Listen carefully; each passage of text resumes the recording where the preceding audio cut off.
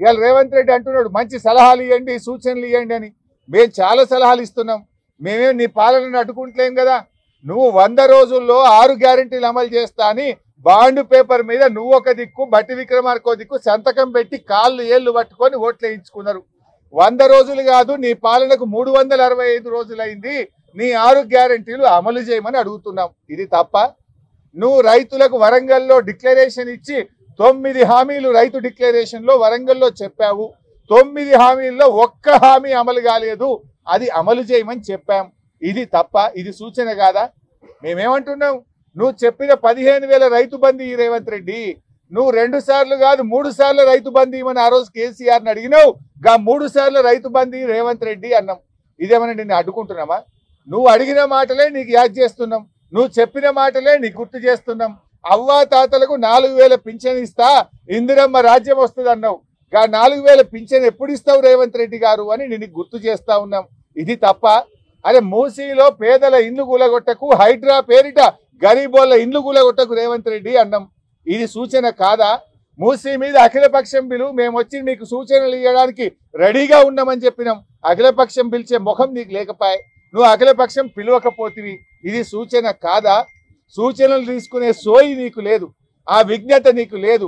ముఖ్యమంత్రిగా నువ్వు బిహేవ్ చేయడం లేదు. ఒక గల్లీ నాయకుడిలాగా, ఒక ముఠా నాయకుడిలాగా, ఒక ఫ్రాక్షనిస్ట్ లాగా, ఒక కక్షతో పగతో ప్రతిపక్షాల మీద నువ్వు వ్యవహరిస్తా ఉన్నావు. కాంగ్రెస్ ఏమైంది? చట్టం కాంగ్రెస్ పార్టీ చుట్టమైపోయింది రాష్ట్రంలో. చట్టాన్ని విచ్చలవిడిగా నీ యొక్క దానికోసం వాడుకుంటున్నావు. ఇవాళ మమ్మల్ని పోలీస్ స్టేషన్ తెచ్చినావు.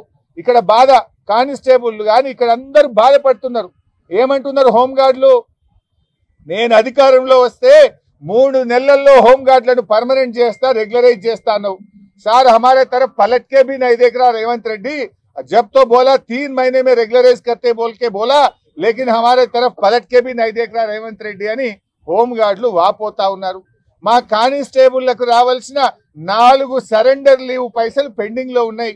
అంటే ఒక్కొక్క సరెండర్ లీవ్ అంటే 30,000 40,000 వస్తే పిల్లల ఫీజులు కట్టుకుంటాం సార్, ఎవరికి చెప్పుకోవాలని అర్థమైతలేదు. 4 సరెండర్ లీవులు పెండింగ్లు ఉన్నాయని మా కానిస్టేబుల్ బాధపడుతున్నారు. ఇవాళ పోలీసులకు రావాల్సిన టీఏ ట్రావెలింగ్ అలవెన్స్ కేసీఆర్ గారు 15 రోజులు ఇస్తే నువ్వు 7 రోజులకు తగ్గించినావు. ఆ టీఏ పైసలు కూడా 7 నెలల నుంచి టీఏ పైసలు వస్తలేవు సార్, మా కిస్తీలు కట్టుకోలేకపోతున్నాం, ఈఎంఐలు కట్టుకోలేకపోతున్నామని పోలీస్ కానిస్టేబుల్ పోలీస్ సిబ్బంది బాధపడుతున్నారు. కేసీఆర్ గారు ఉండగా పోలీస్ స్టేషన్ కు 75,000 రూపాయలు నెల నెల ఇచ్చిండు. స్టేషన్ అలవెన్స్ ఇస్తే నువ్వు వచ్చినాక స్టేషన్ అలవెన్స్ బంద్ అయింది. కాగితాలకు ప్రింటర్లకు కూడా గోస ఉన్నది. సీసీ కెమెరాలు పనిచేయకపోతే రిపేర్ చేసే దిక్కు లేదని పోలీసు వాళ్ళు బాధపడుతున్నారు. ఎవరిని ఉద్ధరించినావు నువ్వు? పోలీస్ స్టేషన్కి వస్తే కూడా ప్రజలు ప్రతిపక్షానికి బాధలు చెప్పుకునే పరిస్థితి వచ్చింది. రైతుల దగ్గరికి పోతే మద్దతు ధర లేదు, పత్తిని మద్దతు ధరకు కొనే దిక్కు లేదు, నువ్వు చెప్పిన బోనస్ రాదు, రైతు రుణమాఫీ రాదు, రైతు బంధు పడకపాయే, అవ్వా తాతలకు 2 నెలల పింఛన్ ఎగ్గొట్టివి. కష్టాలు తప్ప నీ పాలనలో చేసింది ఏంది? అసలు నువ్వు ఎప్పుడన్నా ఒక్క రోజన్నా శాసనసభలో మనల్ని మాట్లాడించినవా? ఇవాళ ఒక మంచి సూచనలు ఇస్తామంటే వినే ఓపిక ఉన్నదా? నేను రేవంత్ రెడ్డిని అడుగుతున్నా, నువ్వు ఏడాదిగా ఎన్నో ఉపన్యాసాలు చేసినావు. ఏ ఉపన్యాసంలోనైనా కేసీఆర్ పేరెత్తకుండా నువ్వు స్పీచ్ ఇచ్చినావే? ఒక ముఖ్యమంత్రిగా ప్రజల గురించో, ఒక పాలసీ గురించో, ఒక అభివృద్ధి గురించో ఎప్పుడన్నా మాట్లాడినావా? నువ్వు నోరెత్తితే పేగులు మెడలేసుక తిరుగుతా, గోటీలాడతా, లాగుల తొండలు జొర్రగొడతా, పిచ్చి బూతులు తప్పని ఒక చక్కటి మాట మాట్లాడినావా? కేసీఆర్ పేరెత్తకుండా నువ్వు ఉపన్యాసం ఇచ్చినావా? నీ నిద్రల కళలు కూడా నీ కేసీఆర్ కనబడుతున్నాడు. నువ్వు ఒక ముఖ్యమంత్రిగా మర్యాదగా మాట్లాడితే, పాలసీ గురించి మాట్లాడితే, నువ్వు పద్ధతిగా వ్యవహరిస్తే ప్రతిపక్షంగా మేము నిర్మాణాత్మక పాత్ర పోషిస్తాం. ఇవాళ మా కౌశిక్ రెడ్డి గారిని ఎందుకు అరెస్ట్ చేసినావు?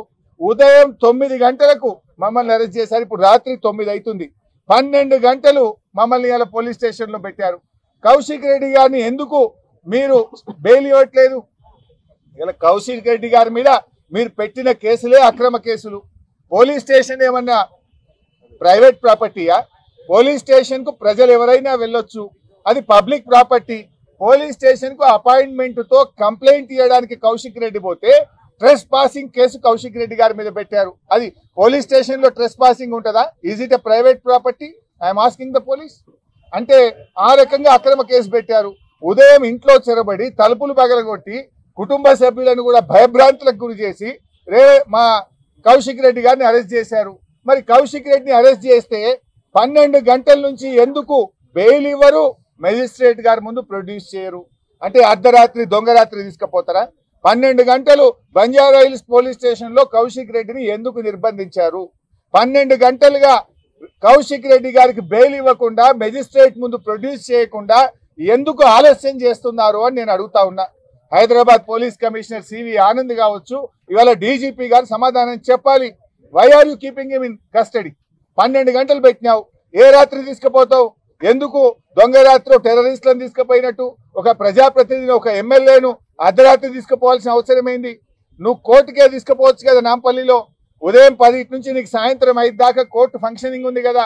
కోర్టుకు తీసుకుపోకుండా ఎందుకు పోలీస్ స్టేషన్లో పెట్టుకున్నావు?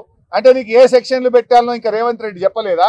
గాంధీ భవన్కి వెళ్ళి మీకు ఇన్స్ట్రక్షన్స్ ఇంకా రాలేదా? ఈ రాత్రిపూట దొంగ సెక్షన్లు ఇంకెన్ని మార్చడానికి కుట్రలు చేస్తున్నారా? ఏందో ఎఫ్ఐఆర్లు మారుస్తారా మీరు? ఇది ఎక్కడి న్యాయం అని మేము అడుగుతా ఉన్నాం. 12 గంటల టైం సరిపోదా? మీరు వారిని మెజిస్ట్రేట్ ముందు ప్రొడ్యూస్ చేయడానికి 12 గంటల సమయం మీకు సరిపోవడం లేదా అని అడుగుతా ఉన్నా. అంటే మొత్తంగా ఈ ప్రజా పాలన అంతా కూడా రాక్షస పాలన, పోలీస్ పాలన, పీడిత పాలనగా నీ పాలన కొనసాగుతా ఉంది. ఇప్పటికైనా బేషరతుగా ఇవాళ రాష్ట్ర వ్యాప్తంగా కూడా వందలాది వేలాది మంది బీఆర్ఎస్ కార్యకర్తల్ని అనేక పోలీస్ స్టేషన్లలో అరెస్ట్ చేసి పోలీస్ స్టేషన్లు ఇంకా కూడా పెట్టుకున్నారు. మహిళల్ని కూడా పెట్టుకున్నారు. మహిళా ప్రజాప్రతినిధుల్ని కూడా పోలీస్ స్టేషన్లో పెట్టి ఇబ్బంది పెడతా ఉన్నారు. బేషరతుగా రాష్ట్ర వ్యాప్తంగా ఎక్కడెక్కడైతే మా బీఆర్ఎస్ కార్యకర్తల్ని, నాయకులను అరెస్ట్ చేశారో వాళ్ళందరినీ వెంటనే విడుదల చేయాలని చెప్పి కూడా బీఆర్ఎస్ పార్టీ తరఫున మేము డిమాండ్ చేస్తా ఉన్నాం. అదేవిధంగా కౌశిక్ రెడ్డి గారిని కూడా అన్ని కూడా బెయిలబుల్ సెక్షన్స్ ఉన్నాయి కనుక పోలీస్ స్టేషన్లోనే బెయిల్ ఇచ్చి బేషరతుగా కౌశిక్ రెడ్డి గారిని విడుదల చేయాలని కూడా బీఆర్ఎస్ పార్టీ డిమాండ్ చేస్తా ఉంది. పోలీసులు కూడా చట్టానికి లోబడి పనిచేయాలి తప్ప రేవంత్ రెడ్డి ఇచ్చే మాటలకు కాదు, మీరు రాజ్యాంగానికి, చట్టానికి లోబడి పనిచేయాలని చెప్పి పోలీస్ అధికారులందరినీ కూడా మేము కోరుకుంటా ఉన్నాం.